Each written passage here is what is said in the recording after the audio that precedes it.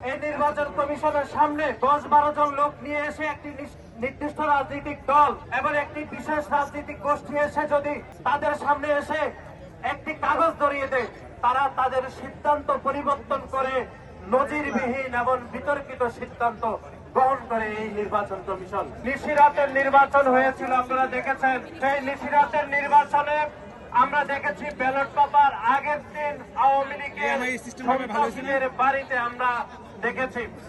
কিন্তু অত্যন্ত দুঃখজনক ভাবে আজকের দিনও আমরা দাঁড়িয়ে যেটি দেখলাম, বহুল কাঙ্ক্ষিত ত্রয়োদশ জাতীয় সংসদ নির্বাচনের যে পোস্টাল ব্যালটের ব্যবস্থা করেছে নির্বাচন কমিশন, সেই নির্বাচনও আমরা দেখেছি যে পোস্টাল ব্যালটও জামাতে ইসলামের বিভিন্ন নেতাকর্মীদের বাড়িতে পাওয়া গেছে। সুতরাং আমরা মনে করি 2018 সালে আওয়ামী লীগের সন্ত্রাসীদের বাড়িতে ব্যালট পেপার পাওয়া গেছে ভোটের আগে। এখনো আমরা দেখেছি 2026 সালের নির্বাচনের ব্যালট পেপারও জামাত ইসলামের বিভিন্ন নেতাকর্মীদের বাড়িতে পাওয়া যাচ্ছে। সুতরাং আজকের এই অবস্থান কর্মসূচির প্রথম দফাটি হচ্ছে যে নির্বাচন কমিশন যে পোস্টাল ব্যালটের ব্যবস্থা করেছে, সেই পোস্টাল ব্যালটের যে একটি ম্যানেজমেন্ট হয়েছে, সেই ম্যানেজমেন্ট অত্যন্ত বিতর্কিত হয়েছে। সেজন্য নির্বাচন কমিশনের প্রতি আমাদের উদাত্ত আহ্বান যে আপনারা পোস্টাল ব্যালটের বিষয়ে আপনাদের অবস্থান পরিষ্কার করুন এবং বাংলাদেশের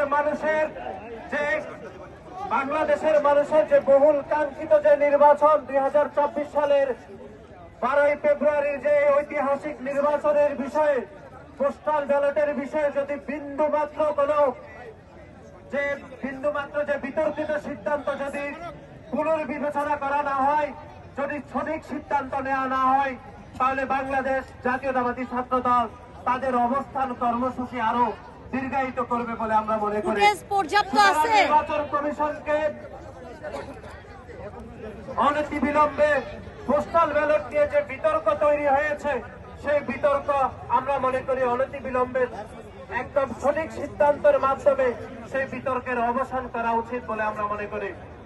এবং আমাদের আজকের এই অবস্থান কর্মসূচির দ্বিতীয় দফাটি হচ্ছে, আপনারা দেখেছেন এই নির্বাচন কমিশন একটি স্বাধীন নির্বাচন কমিশন এবং একটি স্বায়ত্তশাসিত প্রতিষ্ঠান।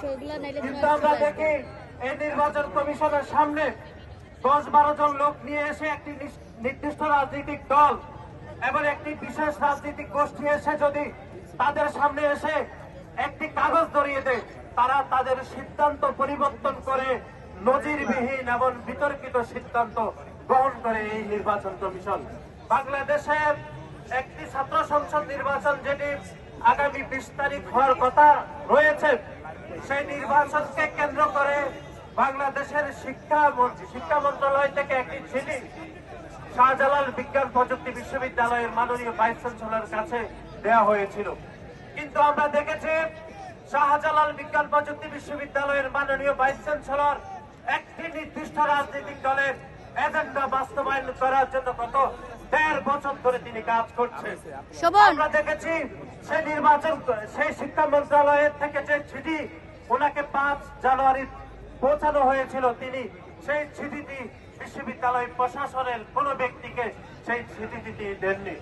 বরং নির্বাচন কমিশন থেকে যখন শাহজালাল বিজ্ঞান প্রযুক্তি বিশ্ববিদ্যালয়ের নির্বাচনকে সাময়িক সময়ের জন্য যখন বন্ধ ঘোষণা করা হয়েছিল, তখন আমরা দেখলাম একটি নির্দিষ্ট রাজনৈতিক দলের নেতাকর্মীরা এসে নির্বাচন কমিশনের সামনে দাঁড়ালো।